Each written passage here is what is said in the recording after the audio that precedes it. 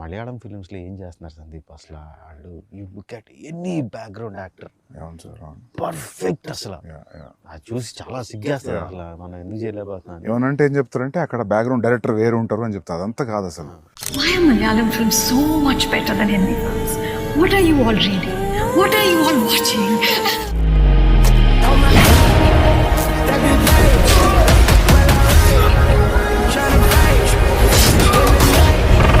ഞാൻ വന്നപ്പോ മുതലില്ല ചെന്നായ്കളെന്നെ കൂട്ടം കൂടി ഇടിക്കാൻ നോക്കാം. साल 2024 में मलयालम इंडस्ट्री के मूवीज हिंदी ऑडियंस से अपनी तरफ जो लाइमलाइट खींचा है वो अनबिलीवेबल है. चाहे वो पृथ्वीराज सुकुमारन की गोट लाइफ हो, फहद फासिल की आवेसम हो या फिर मंजूमल बॉयज से लेकर लकी भास्कर, इन सभी मूवीज ने एक्सट्रीम क्वालिटी कंटेंट डिलीवर करके हिंदी ऑडियंस को एक बिग सरप्राइज डिलीवर किया है. पर अनफॉर्चुनेटली वो surprise theatrical experience which means box office पे नहीं बल्कि ओटीटी के लिए रिजर्व था. बिकॉज मलयालम वाले इन मूवीज को हिंदी लैंग्वेज के अंदर डब तो किए थे, मगर एक मूवी को ओवरऑल इंडिया में ज्यादा से ज्यादा स्क्रीन में रिलीज करने का पोटेंशियल उनके अंदर नहीं था. क्योंकि भाई कम से कम बजट में उनके मूवीज बन के तैयार हो जाता है, तो वो अपने मूवीज को लार्ज स्केल पे हिंदी लैंग्वेज के अंदर डिस्ट्रीब्यूट करने के लिए इतना पैसा कहां से लाएंगे. That's the reason Hindi language के अंदर मलयालम इंडस्ट्री के ये बेहतरीन मूवीज बॉक्स ऑफिस के अंदर जस्ट कुछ लाखों में ही कलेक्शन कर पाती है.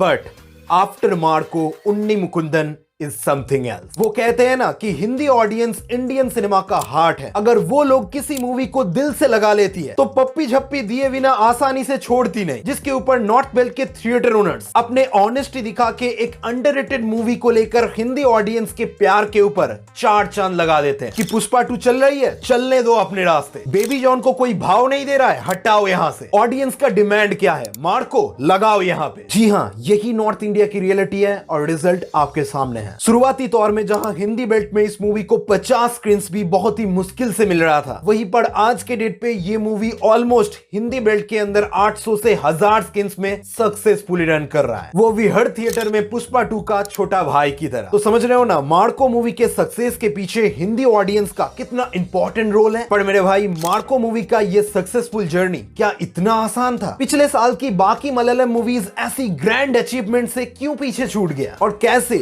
उन्हीं मलयालम मूवीज के बीच में से उन्नी मुकुंदन की मार्को मूवी आके हिंदी ऑडियंस की प्यार का हिस्सा बन गया? क्या है मार्को मूवी के सक्सेस का असली राज, जानेंगे 3 मेजर पॉइंट्स से, जिसमें पॉइंट नंबर 3 सबसे इंपॉर्टेंट है और मेरा पर्सनल फेवरेट भी है. तो मेरे प्यारे मलयाली फैंस, मार्को मूवी के सक्सेस का राज जानने के लिए तैयार हो जाए. Point number 1, shock value plus audience की फीडबैक वाइज मेकर्स की इमीडिएट एक्शन. जी हां मेरे दोस्त, मार्को मूवी की इनक्रेडिबल सक्सेस के पीछे ऑडियंस की सॉकिंग फीडबैक का काफी इंपॉर्टेंट रोल है. ऐसा सिर्फ मैं नहीं कह रहा, बल्कि मैन ऑफ कल्चर भी रिसेंट पॉडकास्ट में मार्को मूवी के सॉक वैल्यू को लेकर काफी इंपॉर्टेंट डिस्कशन किए थे कि मार्को मूवी को फर्स्ट टाइम देखने पर हर एक इंसान को एक झटका जरूर महसूस होगा. मूवी पीक करती है इसके क्लाइमैक्स में, वो भी वो दिखाती है कॉन्सिक्वेंसेस और शॉक वैल्यू की क्या दिखा रहे हैं ये लोग.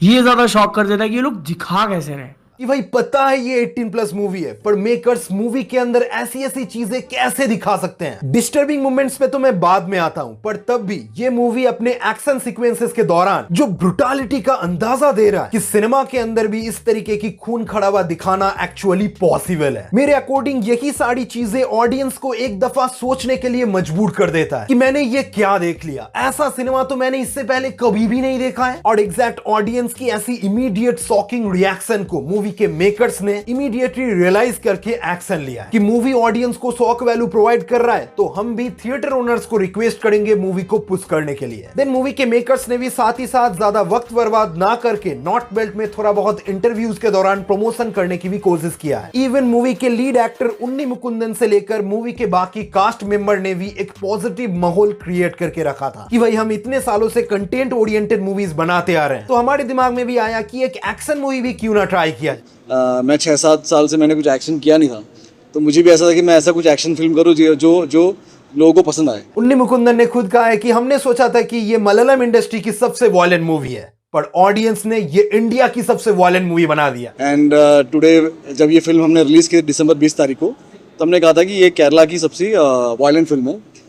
रिलीज के बाद मुझे कहा गया कि इंडिया की सबसे वॉयलेंट फिल्म है. सो किया है। बस इतना सा छोटा छोटा स्टेप लेने के बाद ही मूवी लंबे रेस का घोड़ा बन गया। देन पॉइंट नंबर 2 में मैं इस मूवी के सबसे मजबूत 2 इंपॉर्टेंट पॉइंट्स को डिस्कस करना चाहता हूं। एक तो है मूवी का 18+ एज रेटिंग, और उसी चीज का परफेक्टली इस्तेमाल करते हुए मूवी के विलेंस का एंगल बहुत ही स्ट्रॉन्ग था। सच में एज एन सिनेमा एंथुसियास्ट मैं बता रहा हूं आपको, मुझे मार्को मूवी के विलेंस में बहुत ज्यादा पोटेंशियल नजर आया। जब ऑडियंस को पता चला कि ये मूवी ए सर्टिफिकेट लेकर थिएटर में उतरा है, तब लोगों ने अंदाजा तो लगा लिया था कि पिक्चर एक्सट्रीम ब्रूटल होने वाली है, पर मूवी देखने से पहले अंदाजा लगाना और मूवी देखने के बाद रियलाइज करना, दोनों में काफी अंतर है। मेरे अकॉर्डिंग अगर किसी भी एक्शन मूवी के विलेन का एंगल स्ट्रॉन्ग ना हो तो मूवी का ओवरऑल वजन बहुत ही कम हो जाता है। दैट्स द रीजन KGF 2 और बाहुबली 2 ने पैसों के साथ काफी सारा इज्जत कमाया, पर पुष्पा 2 पैसा तो काफी कमा लिया मगर इज्जत के मामले में थोड़ा सा पीछे रह गया, जिसका एग्जैक्ट रीजन मैं आपको बताऊं तो मूवी का विलेन एंगल ही था। तो मार्को में जितने भी विलेन्स थे उनको हमारा हीरो कैजुअली डिफेंड तो कर पा रहा था, पर मूवी के एंड में एक और बिग बैड को इंट्रोड्यूस करके इन्होंने जो पंच डिलीवर किया वो मेरे अकॉर्डिंग ऑडियंस को लिटरली शॉक कर गया। यार मुन्ना भाई को लोग ऐवी पसंद नहीं करते, सीजन 1 के एंडिंग में क्या हुआ था याद है ना, पर उससे भी ज्यादा इंटेंस सीन इन्होंने इस मूवी के अंदर क्रिएट किया है। ऑब्वियसली मैं लैक ऑफ इमोशन जैसे नेगेटिव पॉइंट्स को जरूर कंसीडर करता हूं। मिर्जापुर सीजन 1 का एंडिंग ले लो या फिर GOT का रेड वेडिंग, उनमें इमोशन प्रॉपर्ली वर्क करता है, पर मार्को में शॉक वैल्यू के साथ अगर इमोशन थोड़ा बहुत बिल्ड किया जाता तो और भी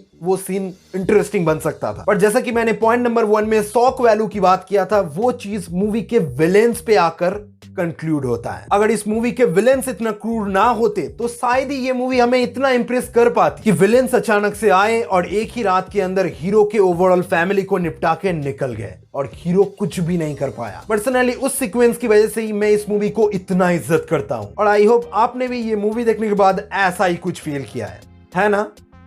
पता है। ओके, तो अब पॉइंट नंबर 3 मेरा पर्सनल फेवरेट, जिस एग्जैक्ट रीजन की वजह से मार्को मूवी धीरे धीरे लंबे रेस का घोड़ा बन गया। एक तो है मूवी का word of mouth plus compare to other violent movies. देखो मेरे भाई, पहले वर्ड ऑफ माउथ की बात करते हैं जो सबसे इंपॉर्टेंट है। सबसे पहले एक टाइप की मूवी होता है जो अपने अनाउंसमेंट के टाइम से ही ऑडियंस की अटेंशन ग्रैब करने की कोशिश करता है, जिससे मूवी का हाइप बनाया जा सके, और मेरे अकॉर्डिंग ये चीजें स्पेशली पार्ट 2 मूवीज के लिए ज्यादा वर्क करता है। एग्जांपल आपके सामने पुष्पा 2 है। पुष्पा 1 ने हिंदी बेल्ट के अंदर कितना बिजनेस किया था बताएं? ऑलमोस्ट 130 करोड़। और पुष्पा 2 मूवी ने कितना बिजनेस किया है बताएं? 800 करोड़। फिर और एक टाइप की मूवी होती है जो अपने फर्स्ट टीजर ट्रेलर से लोगों को एक दफा शॉक कर देती है, जैसा कि ओ भाई साहब ये तो काफी खतरनाक मूवी होने वाली है, इसे तो थिएटर में ही देखना होगा। एग्जाम्पल जैसा कि आप एनिमल ले सकते हो, जवान ले सकते हो, पर ऐसा नहीं है कि ये हर तरीके की मूवीज के साथ सिमिलरली वर्क करता है। हमारे पास एक रिसेंट एग्जांपल कंगुवा है, हमारे पास एक और रिसेंट एग्जांपल बेबी जॉन है। ऐसी मूवीज ट्रेलर में क्लिकबेट करके जैसे तैसे कहानी को छुपा के हाइप तो बिल्ड कर लेते हैं,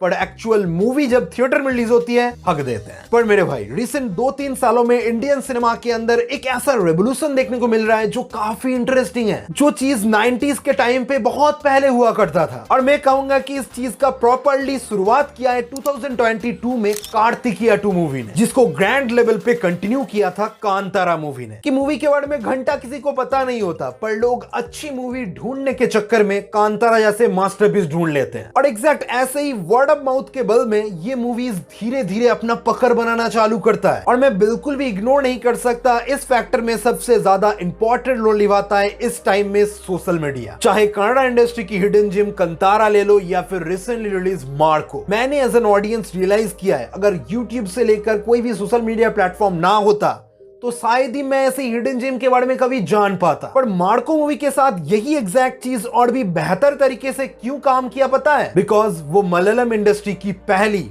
पैन इंडियन मूवी थी जिसने अपने एक स्ट्रॉन्ग कंटेंट डिलीवर करके लोगों को इंप्रेस किया है। कि भाई सुना था तमिल तेलुगु वाले काफी अच्छी एक्शन मूवीज बना लेते हैं, पर मार्को देखकर लगता है तो मलयालम वाले उसके भी ऊपर खेलते हैं। जी हाँ मेरे भाई, यही छोटी छोटी रीजंस ने ही मार्को मूवी को इतना ऊपर पहुंचा दिया है। ओके, तो अब बात करते हैं compare to others violent movies के बारे में। सबसे पहले आप मुझे बताओ कि मार्को इंडिया की सबसे वायलेंट फिल्म, ये चीज आपने रियलाइज कैसे किया? बिकॉज मार्को के पहले भी इंडियन सिनेमा में इस तरीके की 18+ मूवीज ट्रेंड में रहा करता था और लोगों ने उन मूवीज को काफी पसंद किया था, पर मार्को वायलेंस के मामले में उनसे भी बेहतर है। मैं बता रहा हूं यही पॉजिटिव पॉइंट मार्को के फैक्टर में बहुत ही बेहतर तरीके से काम किया है। कि क्या कह रहा है, एनिमल और किल मूवी से भी बेहतर मूवी है? इसे तो देखना पड़ेगा। समझ रहे हो ना मेरी बात? मैं क्या बताने की कोशिश कर रहा हूं यार। इतना डिटेल वे में लॉजिकल डिस्कशन आपके साथ कौन करेगा?